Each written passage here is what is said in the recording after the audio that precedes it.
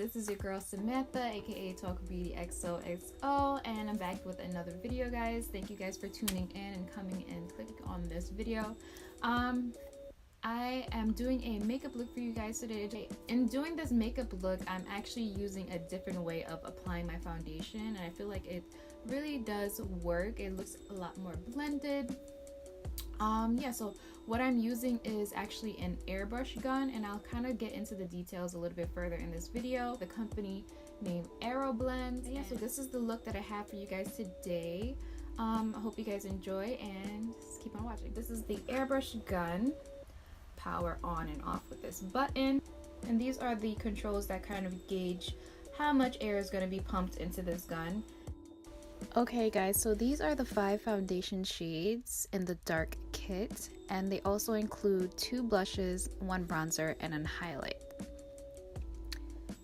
So for the selection of foundation, I'm going to choose N45. I'm going to go ahead and apply about 5 to 7 drops inside my airbrush gun, and then I'm going to start spraying by pulling the lever back, and while I'm spraying, I am moving the brush. I don't want to stay in one spot, and you want to be away from your face about 4 to 5 inches. You don't want to get splotches. That's how you're going to get these darker, more pigmented areas. So you want to stay away from the face and work in circular motions. Okay guys, so this is how it looks after airbrushing my face. I did have to go over it a couple times. It doesn't just take a one spray job. You kind of have to keep going until you get the desired coverage that you like. But airbrushing is technically supposed to be more of a natural finish, more of a natural look to the skin. It should look like you don't have anything on your face pretty much. And yeah, I pretty much like the way it looks. It really gives you that filtered natural face effect, and I really like that. And it's definitely something that it looks more intimidating than what it is. It really is very simple to use, and it didn't take me a long time to actually kind of figure it out. And if I can figure it out, guys, I'm not a professional at all. You guys can figure it out. It's totally simple. Now I'm gonna go on and move on to the other things, like the blushes and the contours and things like that. But first I'm gonna put on my concealer.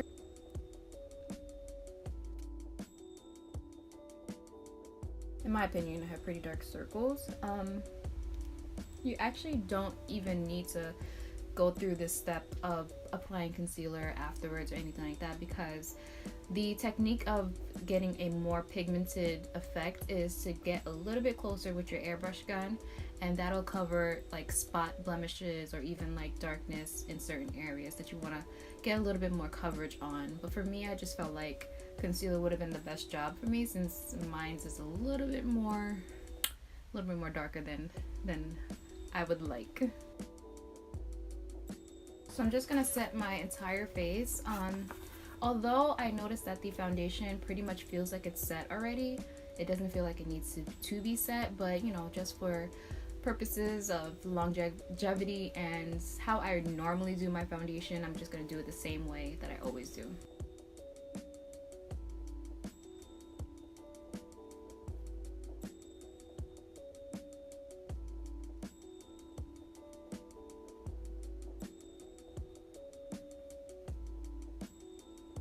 Okay guys, so this is my face after I done put on my concealer and set my face with powder.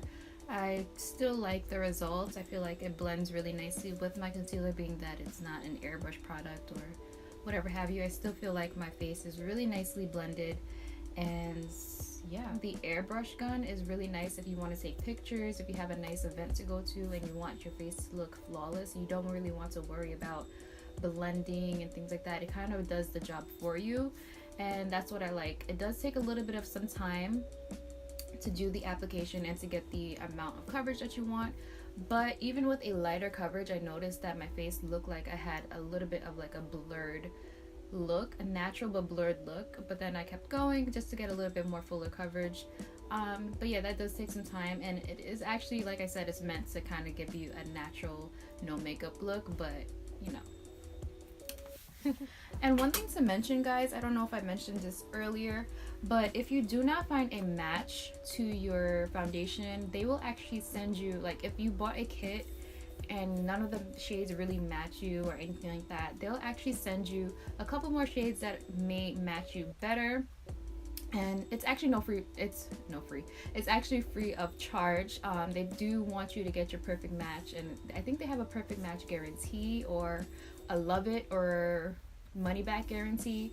Yeah, so that's really amazing with this company. It's like you are not really taking too much of a chance because they're trying to help you still, even if you're not satisfied. And if you're completely unsatisfied, they'll definitely give you your money back. And yeah, move on, and I am going to try one of the blushes.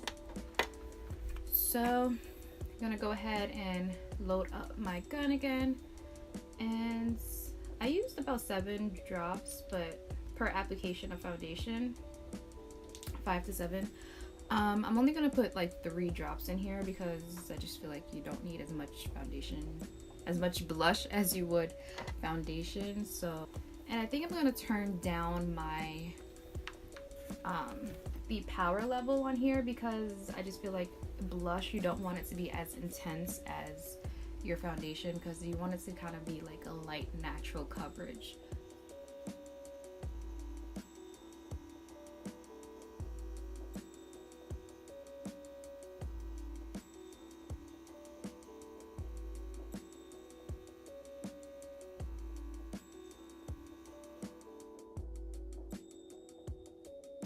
Okay, so this is how it looks with just the blush on my skin. Well, not just the blush, but after the blush application, this is how it looks.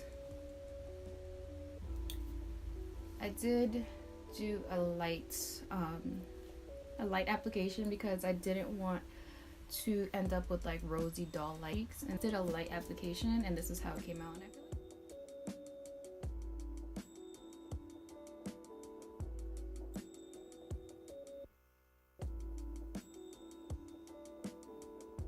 So yeah, that's the highlight. I don't really love the bronzer shade that is included in the package. I did look online and I didn't see another bronzer. I think they only have one that's designated as a bronzer. But what I do find is that with the kit, it's a dark kit. So there is darker shades in the kit and there's a variety of shades in there. So I decided to just go with 2 of the foundation shades. Not really sure which one as of yet. I think I'm gonna start with N50. That is one of the darker neutral shades, and this is 050, and this is the darker olive shade. So I think I might just start with N50, and then if that is not gonna work for me, I'm gonna go ahead and add a few drops of O50. I don't know why I keep on saying 0, but it's O50. Yeah, so let's see how that works. Okay, so I ended up mixing the 2 shades N50 and O50, and that's what I got as my bronzer. And then just to wrap everything up, I'm just gonna apply some blue eyeliner and apply my lipstick, and then I am good to go, guys.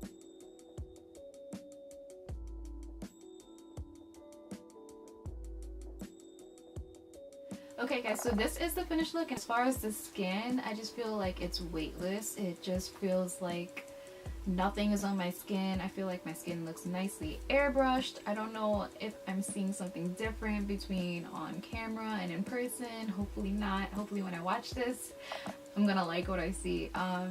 So yeah, this is how it looks, and I hope you guys enjoyed this makeup look today and the information about the Aeroblend airbrush kit. If you have any questions about that kit, I'll definitely have the opportunity to answer your questions in the comment section below, of course. And definitely give this video a thumbs up, like this video, subscribe. If you're already subscribed, guys, hit the bell next to the subscribe button, and that'll give you a notification every time I upload. So yeah, that is it, guys, and I'm glad you guys enjoyed this video, and thank you for tuning in once again, and I'll see you guys in the next video. Bye, guys.